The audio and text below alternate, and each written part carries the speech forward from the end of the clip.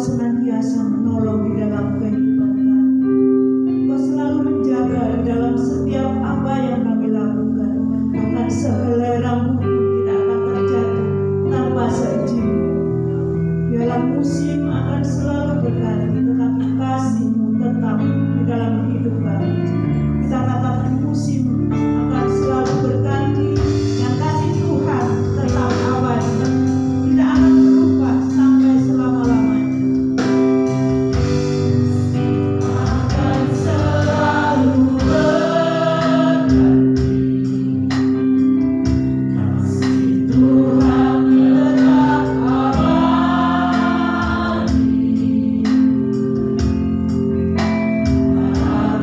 selamanya. Tetap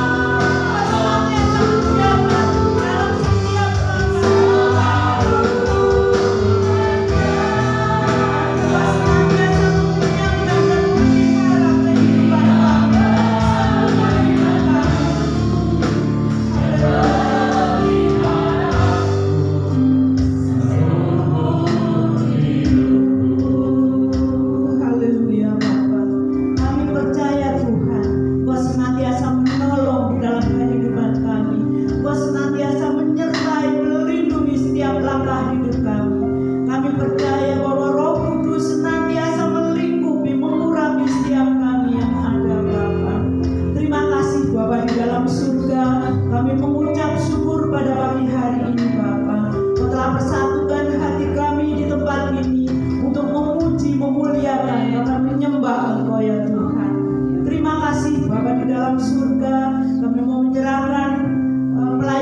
ku yakin Tuhan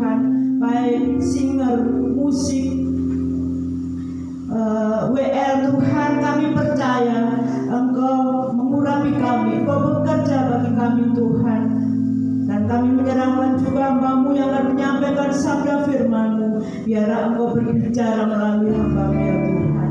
Terima kasih Bapa di dalam surga.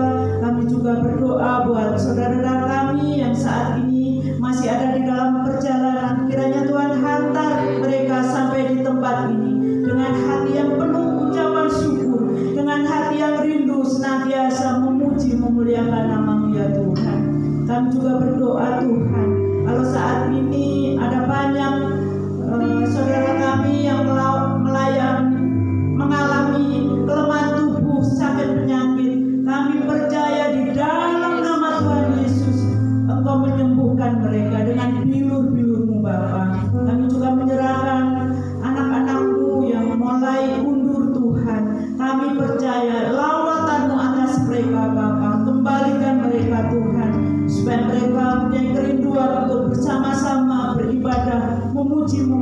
nama-Mu di tempat ini Bapa. Kami percaya Bapa, Engkau hadir tengah-tengah kami, Engkau mengurapi setiap kami ya Tuhan, sehingga nama-Mu dipermuliakan.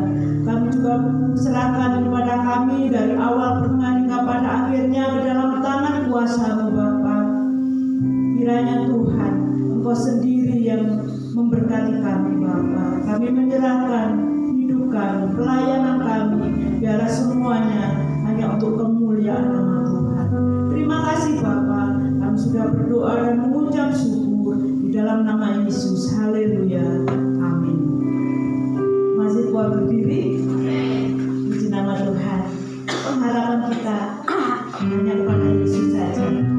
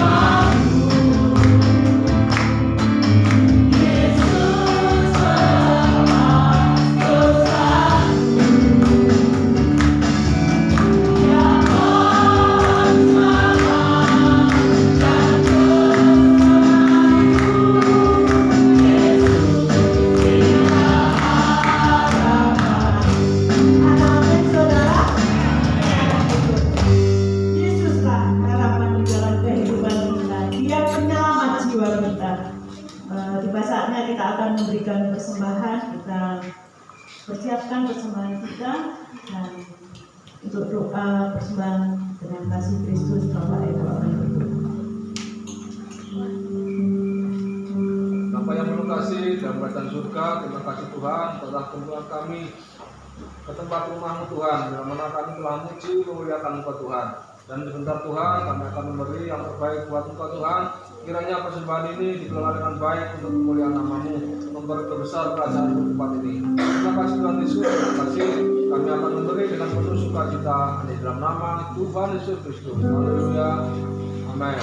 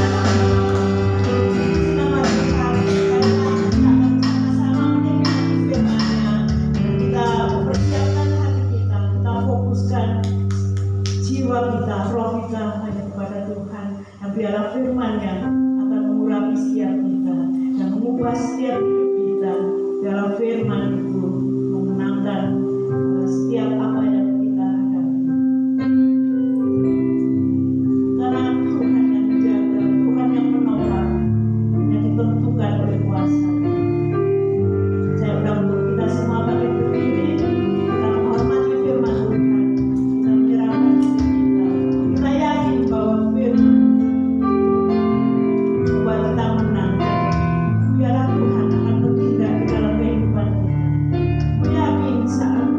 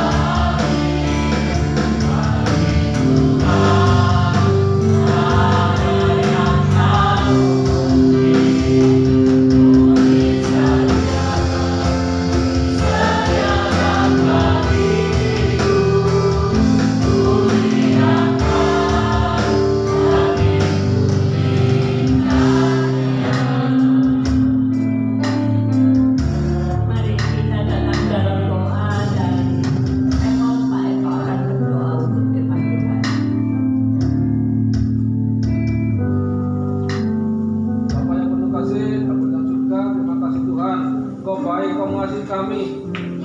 Sebentar Tuhan, kami akan mendengarkan sabda firman-Mu. Kiranya Engkau akan menegur kami, Engkau menasihati kami, Engkau menempatkan kami Tuhan, dan Engkau akan membimbing kami Tuhan. Terima kasih Tuhan Yesus, terima kasih.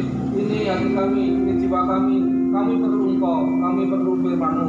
Ajar kami Tuhan, dan kami duduk diam mendengarkan dan mau melakukan firman-Mu tiap-tiap hari. Terima kasih Tuhan Yesus, kami serahkan dan kami menyambut firman Tuhan ini di dalam nama Tuhan Yesus Kristus. Haleluya. Amin. Shalom. Nama Tuhan, silakan duduk.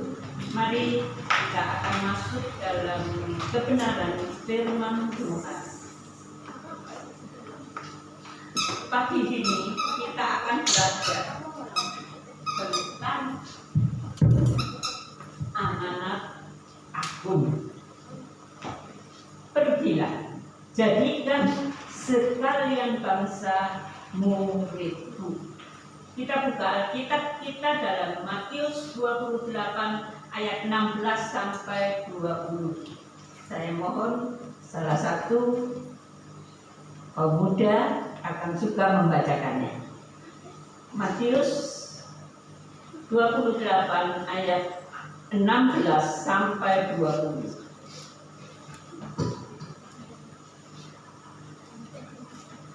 Mari.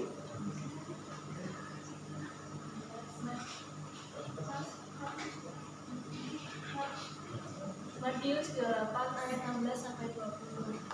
Dan ke-11 murid itu berangkat ke Galilea, ke bukit yang telah ditunjukkan Yesus kepada mereka. Ketika melihat mereka menyembahnya, tetapi beberapa orang ragu-ragu, Yesus mendapati mereka dan berkata, "Kepadaku telah diberikan segala kuasa di surga dan di bumi. Karena itu, pergilah, jadikanlah semua bangsa muridku, dan baptislah mereka dalam nama Bapa dan Anak dan Kudus, dan ajarlah mereka melakukan segala sesuatu yang telah kuperintahkan kepadamu. Dan aku ketahuilah, aku menyertai kamu senantiasa sampai kepada akhir zaman." Iya, sebuah amanat. Kalau kita melihat di dalam dunia ini, dalam kepemerintahan, apabila ada sebuah amanat, tentu oleh orang yang diberi amanat itu memang harus dilakukan. Kita belajar dari kebenaran firman Tuhan bahwa Tuhan Yesus sebelum ia kembali ke surga, ia memberikan amanat agung, amanat yang harus kita lakukan dalam kehidupan kita. Apa sebenarnya amanat itu? Mari nanti kita akan belajar bagaimana atau apa saja yang diamanatkan oleh Tuhan bagi kehidupan kita. Tetapi sebelum kita sampai kepada amanat agung itu, mari kita mengingat kembali kisah penyaliban Tuhan Yesus. Ya. Bukan suatu cerita, ya. Bukan suatu dongeng, tetapi apa yang dituliskan dalam Alkitab ini adalah sebuah kisah sebenarnya yang telah terjadi pada 2000 tahun yang lampau. Kisah itu kadang-kadang dianggap tidak benar oleh orang-orang yang tidak mengerti. Tetapi marilah kita belajar pada pagi hari ini. Kisah itu dimulai dari salib Kristus. Dia disalibkan karena dia mengasihi semua manusia di dalam dunia, agar mereka atau kita semua diselamatkan. yang mengorbankan nyawanya karena kasihnya kepada manusia. Tetapi mari kisah tentang pengorbanan Kristus di atas salib itu nanti pasca pasti akan disampaikan. Ada satu peristiwa atau satu kisah di antara kisah penyaliban itu yang seringkali diabaikan. Mari kita melihat apakah kisah itu. Kita membaca dalam Matius pasal 27. Kalau tadi 28, sekarang pasal 27 ayat 50 sampai dengan 56. Mari silakan yang mau membacakan. Matius 27 ayat 50 sampai dengan 56. Mari. Matius 27 ayat 50 sampai 56. Demikian firman Tuhan. Yesus berseru pula dengan suara nyaring lalu menyerahkan nyawanya. Dan lihatlah, tabir bait suci terbelah dua dari atas sampai ke bawah, dan terjadilah gempa bumi. Dan bukit-bukit batu terbelah, dan kubur-kuburan terbuka, dan banyak orang kudus yang telah meninggal bangkit. Dan sesudah kebangkitan Yesus, mereka pun keluar dari kubur, lalu masuk ke dalam kota kudus dan menampakkan diri kepada banyak orang. Kepala pasukan dan prajurit-prajuritnya yang menjaga Yesus menjadi sangat takut ketika mereka melihat gempa bumi dan apa yang telah terjadi, lalu berkata, "Sungguh, Dia ini adalah Anak Allah." Dan ada di situ banyak perempuan yang melihat dari jauh, yaitu perempuan-perempuan yang mengikuti Yesus dari Galilea untuk melayani Dia. Di antara mereka terdapat Maria Magdalena dan Maria ibu Yakobus dan Yusuf dan ibu anak-anak Zebedeus. Terima kasih. Kita melihat mulai dari ayat 50. Tuhan Yesus berseru dengan nyaring menyerahkan nyawanya. Dan apakah yang terjadi pada saat itu? Ayat 51 mengatakan, dan lihatlah, tabir bait suci terbelah dua dari atas sampai ke bawah. Lalu terjadilah gempa bumi dan bukit-bukit batu terbelah. Pada saat Tuhan Yesus menyerahkan nyawanya, saat itu tiba-tiba tabir itu seperti tirai, tetapi suatu tirai yang sangat tebal dibuat dari kulit gajah Mina, dan itu tidak mudah robek ya, karena dari kulit gajah. Tetapi pada saat Tuhan Yesus berseru menyerahkan nyawanya, tiba-tiba tirai itu terbelah berupa siksa, bukan terbelah fret ini ya, tapi siksa, terbelah menjadi dua. Apa artinya? Dengan kematian Kristus, persekutuan dengan Allah terbuka lebar. Setiap orang dapat langsung bersekutu dengan Allah. Pada zaman Perjanjian Lama, kalau seseorang mau memohon sesuatu, mau berdoa sesuatu, mereka akan pergi ke bait Allah dan mereka akan pergi kepada imam-imam yang ada di bait Allah itu untuk mendoakan mereka. Jadi manusia tidak bisa langsung menghadap Allah.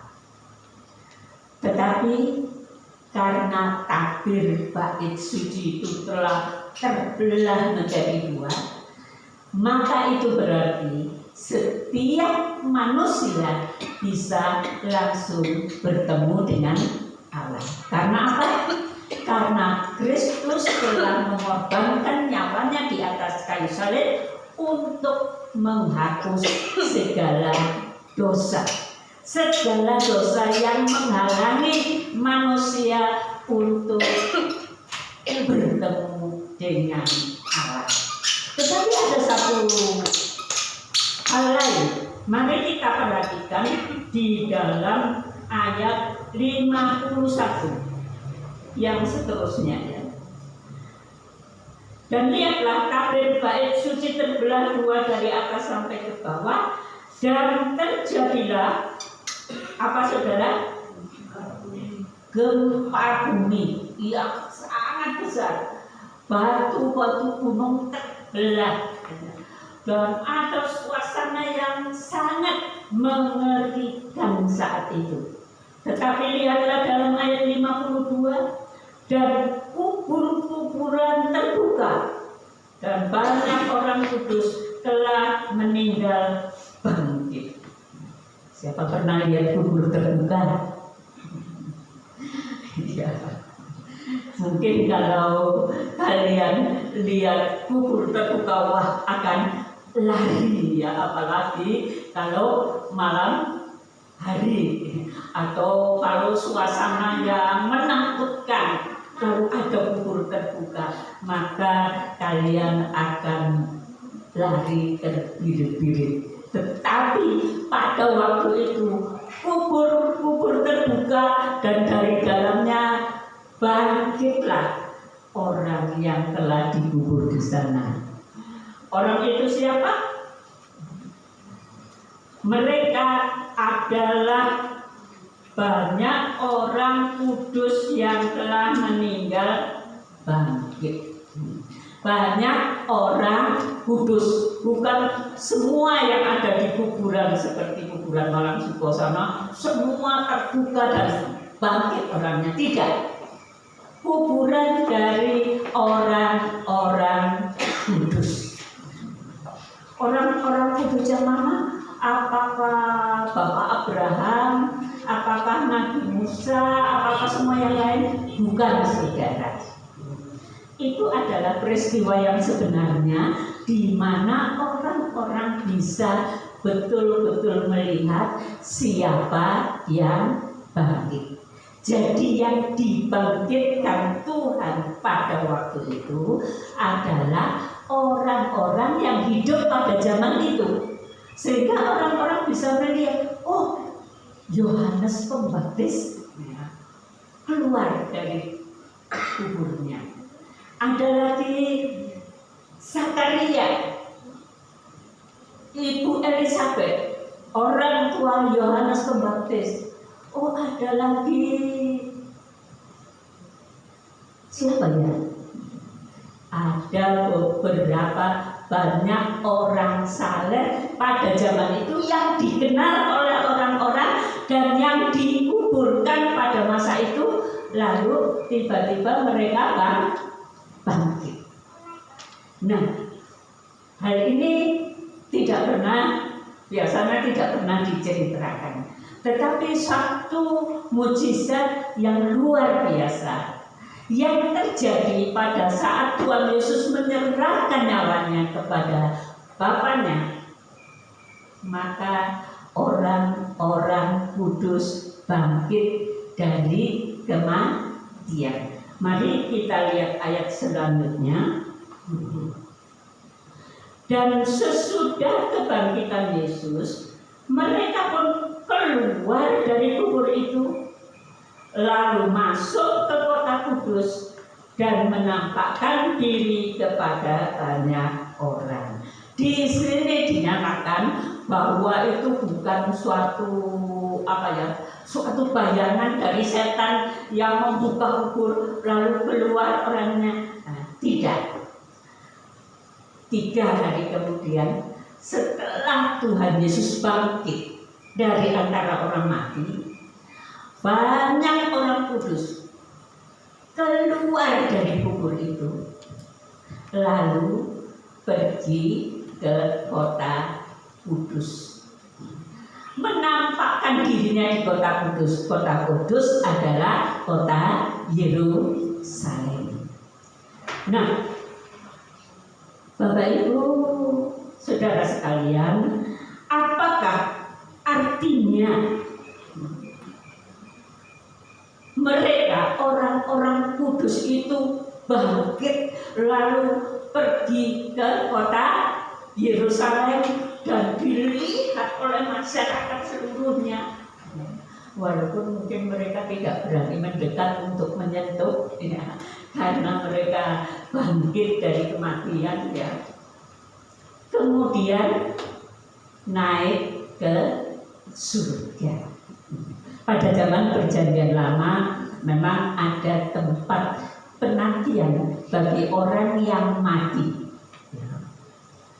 namanya Sheol atau Hades dalam bahasa Yunani.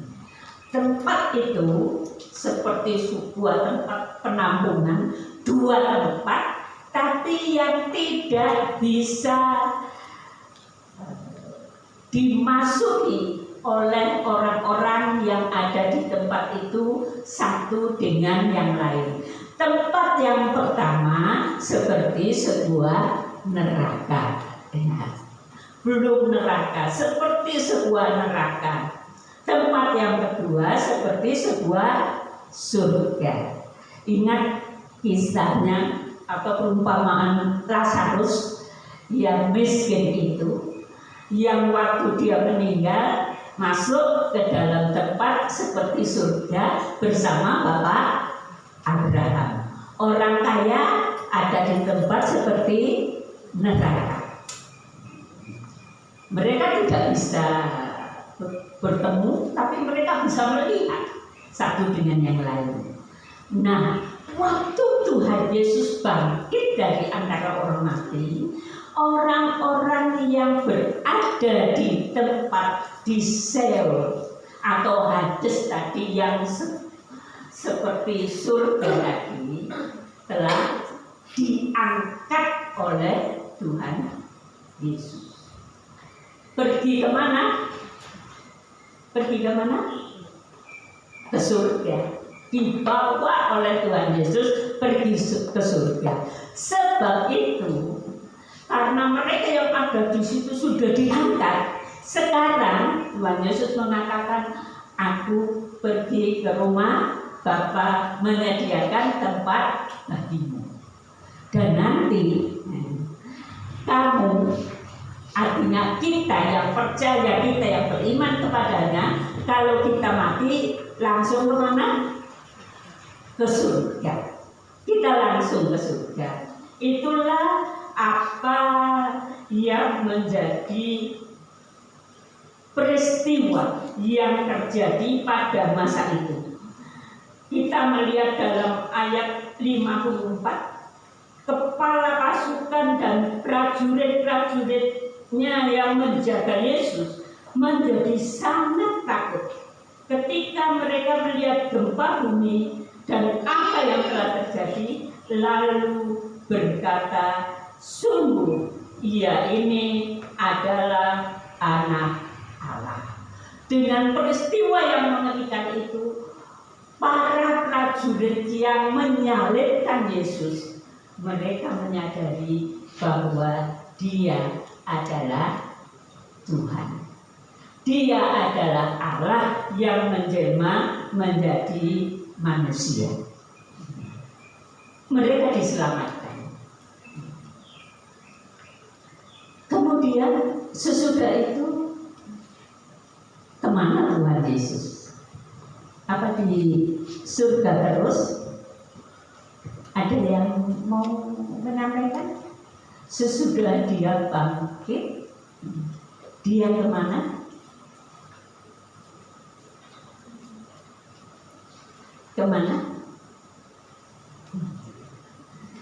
Walaupun dia pergi ke surga tentunya, karena tempatnya di surga sana, tetapi ia juga datang ke dunia ini, berada di dunia ini selama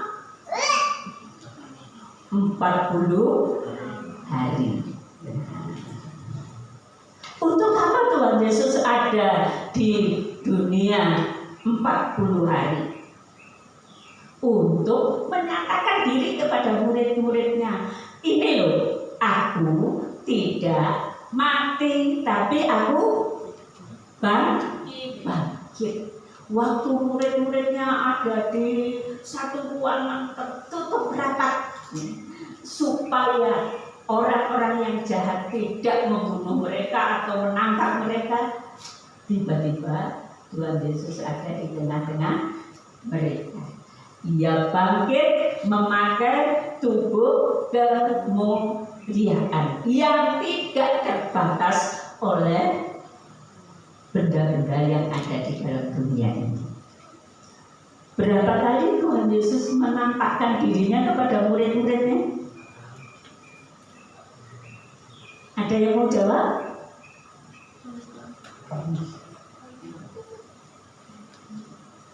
Paling tidak 10 kali.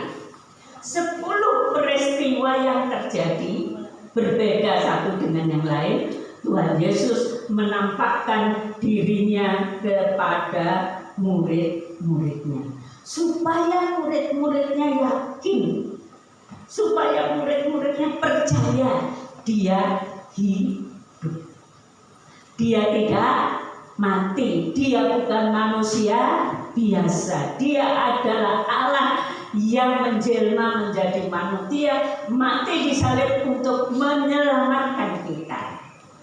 Dan dia tidak sama seperti manusia lain, dia tidak sama seperti para nabi, tidak sama seperti tokoh-tokoh istimewa di dunia ini. Semua nabi, semua tokoh istimewa di dunia ini pasti mati. Tuhan Yesus mati tidak? Mati, tapi dia bangkit. Dia bangkit karena dia mau menyelamatkan kita. Pada saat dia bangkit, kuasa kematian itu telah ditaklukkan, dan keselamatan, surga, dan segala sesuatu yang sehubungan dengan keselamatan manusia berada di dalam tangan Tuhan Yesus. Mari kita lihat yang selanjutnya. Kenaikan ke surga dan amanat agung. Setelah itu, maka Tuhan Yesus bersama dengan murid-muridnya pergi ke Bukit Zaitun. Dan di sanalah Tuhan Yesus berjanji akan membaptis dengan Roh Kudus, dan Tuhan Yesus naik ke surga. Sebelum naik ke surga, ia memberikan sebuah amanat agung, seperti yang kita baca tadi, pergilah jadikan sekalian bangsamu murid. Kalau kita baca, kita dapat membaca dalam Kisah Para Rasul 1 ayat 1 sampai 11, Matius 28 ayat 16 sampai 20 yang kita baca tadi. Mari kita perhatikan apa yang dikatakan oleh Tuhan Yesus. Dalam Matius 28 ayat 16, dan ke-11 murid itu berangkat ke Galilea, ke bukit yang telah ditunjukkan Yesus kepada mereka. Ketika melihat dia, mereka menyembahnya, tapi beberapa orang ragu-ragu. Yesus mendekati mereka dan berkata, kepadaku telah diberikan segala kuasa di surga dan di bumi.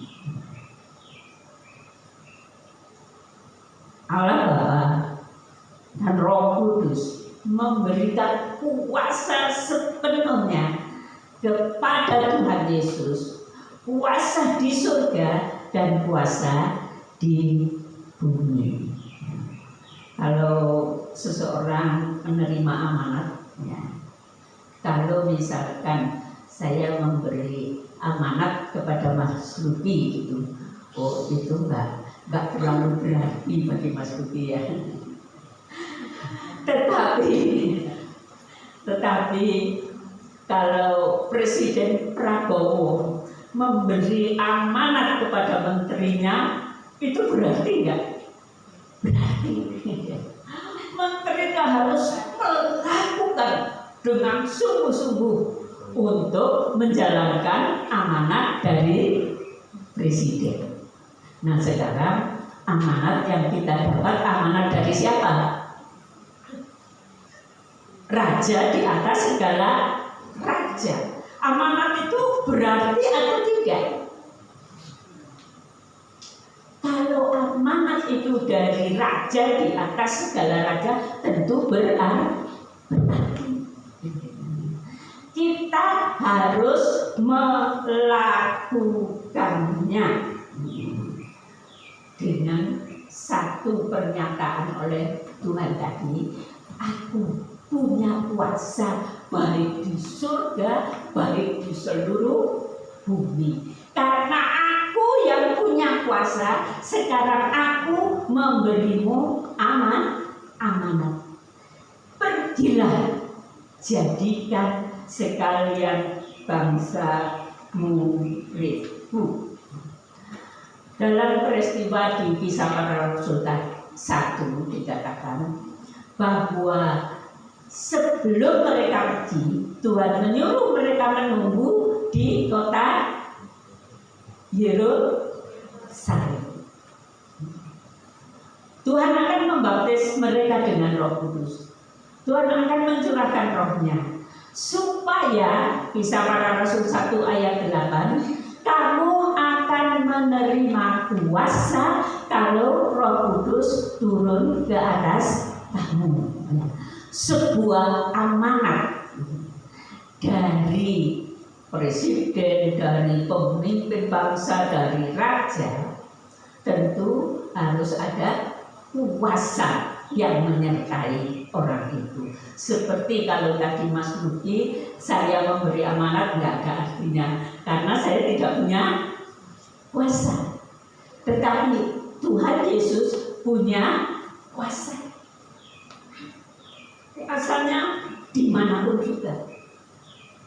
Karena itu amanatnya disertai dengan kuasa. Kuasa itu adalah kuasa Roh Kudus.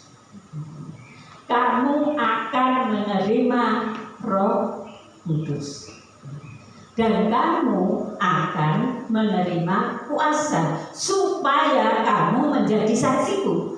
Supaya kita menjadi saksi Tuhan, supaya kita memberitakan kasih Tuhan, supaya kita memberitakan pengorbanan Kristus untuk semua manusia, supaya kita mengasihi jiwa-jiwa yang terhilang seperti Tuhan mengasihi mereka. Itulah amanat aku. Saudara berada dimanapun, saudara punya pekerjaan apapun, saudara punya usaha apapun, di tempat itulah Tuhan mau engkau menjadi saksi Tuhan. Di tempat itulah di mana kita hidup bersama banyak orang, di sana Tuhan menempatkan saudara dan saya masing-masing untuk memberitakan kasih Tuhan, untuk memberitakan pengorbanan Kristus di atas salib agar jiwa-jiwa diselamatkan. Dan kita perhatikan, jadikan semua bangsa muridku. Kita tidak disuruh mengkristenkan, tetapi menjadikan semua bangsa muridnya Tuhan. Bertemu dengan Tuhan, mengenal Tuhan dengan sungguh-sungguh, bertobat dari segala dosa, diubahkan oleh kuasa Roh Kudus. Marilah kita ingat bahwa Ia memberi amanat. Pada sisi lain, waktu Tuhan Yesus berdoa untuk murid-muridnya, pada waktu Dia akan meninggalkan dunia ini, Tuhan Yesus berdoa kepada Bapaknya, Bapa, aku tidak minta Engkau mengambil mereka dari dunia, tetapi Engkau melindungi mereka, Engkau menjaga mereka, Engkau membimbing mereka. Supaya apa? Supaya mereka dapat menjadi saksi Tuhan. Nah, sekarang saudara diberi hidup oleh Tuhan. Tujuannya apa? Tujuan Tuhan apa? Tujuan Tuhan supaya menjadi saksi Tuhan, memberitakan kasih Tuhan kepada jiwa-jiwa yang terhilang. Tapi terlebih dahulu saudara harus hidupmu sendiri telah diselamatkan. Kalau engkau belum bertobat dari segala dosa, belum menerima Tuhan Yesus dengan sungguh di dalam hatimu, tidak hidup menurut firman Tuhan, masih suka bohong, suka apa lagi, suka memikirkan yang jahat, suka membalas kejahatan dengan kejahatan, dan seterusnya, kita harus terlebih dahulu bertobat. Alkitab mengajarkan jikalau ya di atas yang ya, tidak di atas yang tidak. Bohong itu berasal dari si jahat. Bohong itu berasal dari si jahat. Kalau engkau sudah bertobat, menerima Tuhan di dalam hatimu, maka engkau punya pola pikir,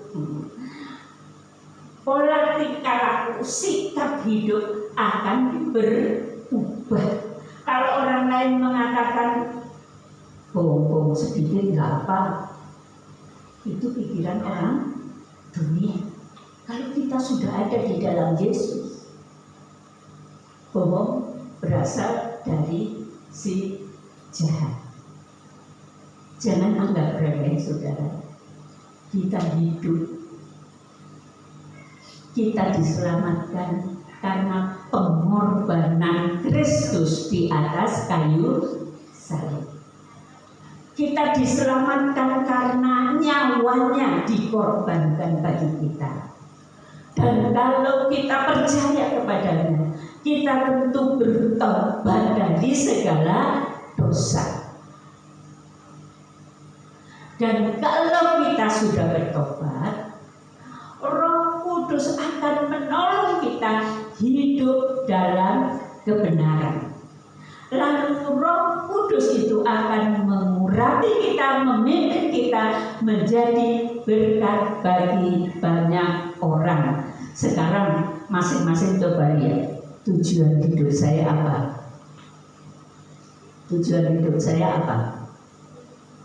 Oh, yang muda, saya akan mencari yang pria muda mungkin akan cari cewek cantik, gitu ya.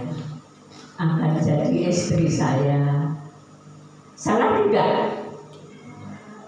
Salah tidak? Tidak. Yang cewek berdoa, Tuhan beri saya pasangan hidup. Tapi jangan waktu SMP, SMA yang dipikir pasangan hidup. Kalau masih sekolah, pikirkan apa? Sekolahnya. Itu semua bisa ada dalam hidup kita. Tidak salah. Kita bekerja cari duit, benar atau tidak?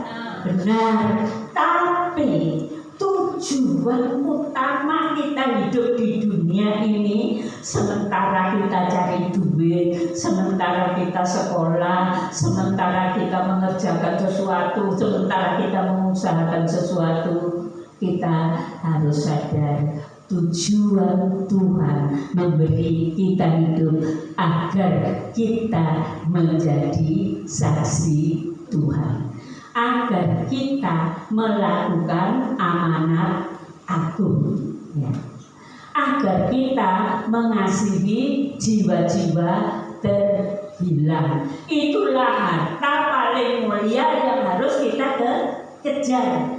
Jangan hanya mengejar uang.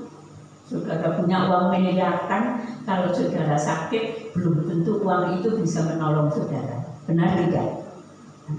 Saudara punya segala yang istimewa. Seorang artis berkata, mobil mewah yang aku punya, rumah mewah yang aku punya tidak berarti bagiku.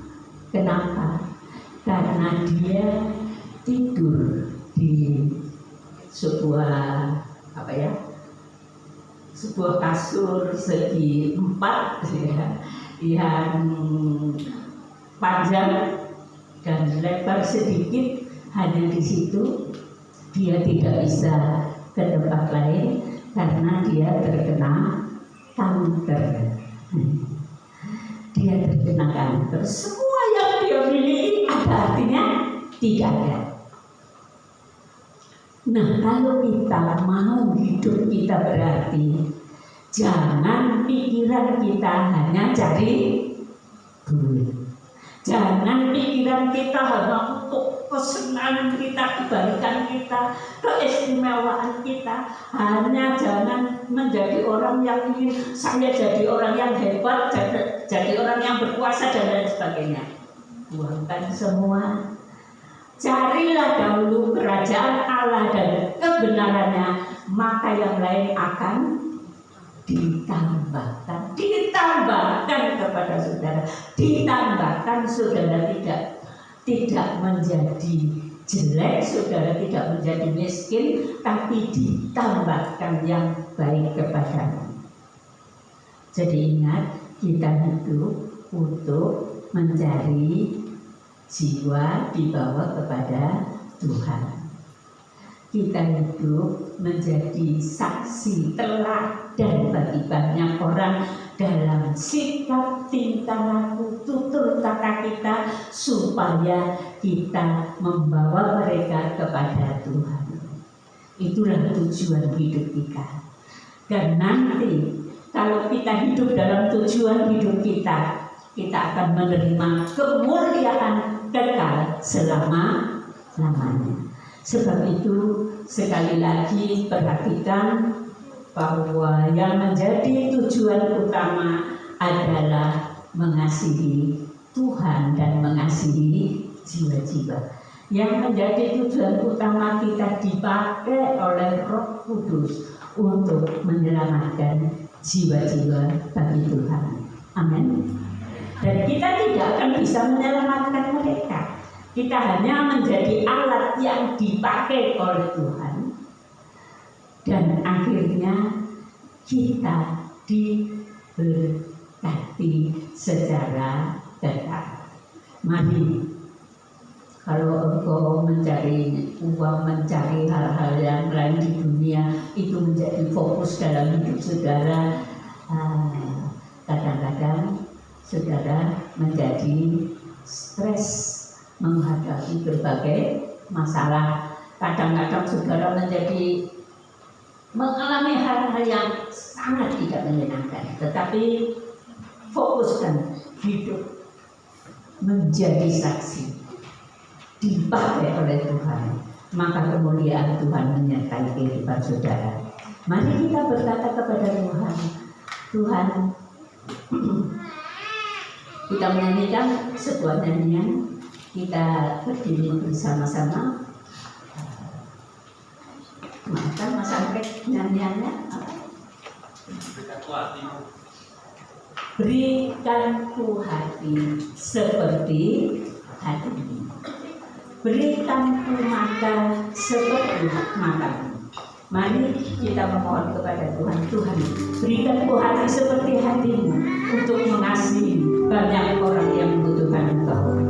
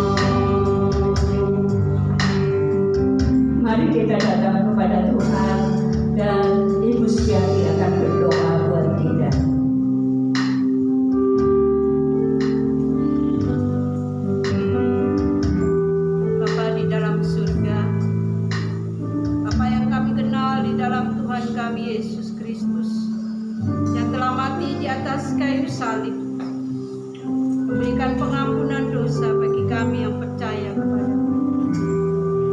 Kami mengucap syukur siang hari ini ya Bapa,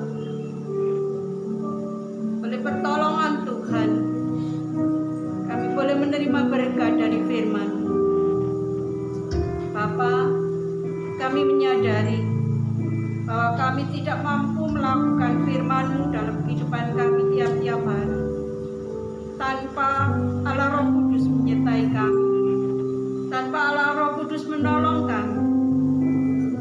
Karena itu Bapa, kami mohon anugerah kasih setia-Mu, urapi kami semua dengan kuasa Roh Kudus-Mu, dan berikan hati kami untuk kami boleh memiliki belas kasihan, memandang orang-orang di sekitar kami, sanak keluarga kami, orang tua kami, anak-anak kami yang belum mengenal Engkau. Jadikan kami sebagai alat-Mu ya Bapa. Jadikan kami terang-Mu di tengah-tengah mereka, dan pakailah hidup kami untuk kami boleh menjadi saksi bagi kemuliaan nama Tuhan, untuk kami boleh membawa mereka kepada-Mu oleh pertolongan Tuhan, oleh urapan kuasa Roh Kudus-Mu sendiri, membawa kami juga lebih dekat kepadamu, lebih setia, lebih sungguh-sungguh di dalam mengiring akan Engkau. Inilah hati kehidupan kami ya Bapa. Kami mau serahkan kepadamu. Pakai kami masing-masing menjadi bejana yang berguna bagi kemuliaan nama Tuhan. Bentuk dan jadikan kami seturut dengan kehendak Tuhan. Terima kasih Bapa. Engkau memberkati hamba-Mu yang telah menyampaikan firman Tuhan. Kiranya Engkau tahu segala kerinduan, pergumulan di dalam kehidupannya. Bapa, Engkau menolong hamba-Mu agar setiap persoalan masalah yang ada di dalam pelayanan boleh terselesaikan dengan hikmat-Nya daripada-Mu. Dengan kasih karunia kuasa Roh Kudus-Mu menyertai setiap pelayanannya, sehingga banyak jiwa boleh dimenangkan dan diselamatkan. Terima kasih Bapa di surga. Terima kasih Engkau sudah memberkati kami pada siang hari ini. Kiranya Tuhan, firman pada siang hari ini boleh menjadikan rema di dalam kehidupan kami. Terpujilah nama-Mu Bapa. Di dalam nama Tuhan Yesus kami serahkan segala doa dan ucapan syukur kami. Haleluya. Amin. Marilah Bapak Ibu Saudara angkat tangan di hadapan Tuhan. Bapak Ibu Saudara yang saya kasihi, marilah kita pulang dengan segala berkat surga yang Bapa Surgawi sediakan bagi kita. Marilah kita pulang dengan kasih karunia anugerah Tuhan kita Yesus Kristus. Dan mari kita pulang bersama Allah Roh Kudus yang menyertai, memimpin, menguatkan, dan menghibur kita. Biarlah kita pulang bersama dengan Allah Roh Kudus, diurapi oleh Allah Roh Kudus menjadi berkat bagi banyak orang. Biarlah kita pulang bersama Roh Kudus dari saat ini sampai mana-mana Tuhan datang yang kedua kali. Di dalam nama Tuhan Yesus, saudara yang percaya katakan amin. Silakan duduk saudara. Masih ada banyak hal yang perlu kita bicarakan.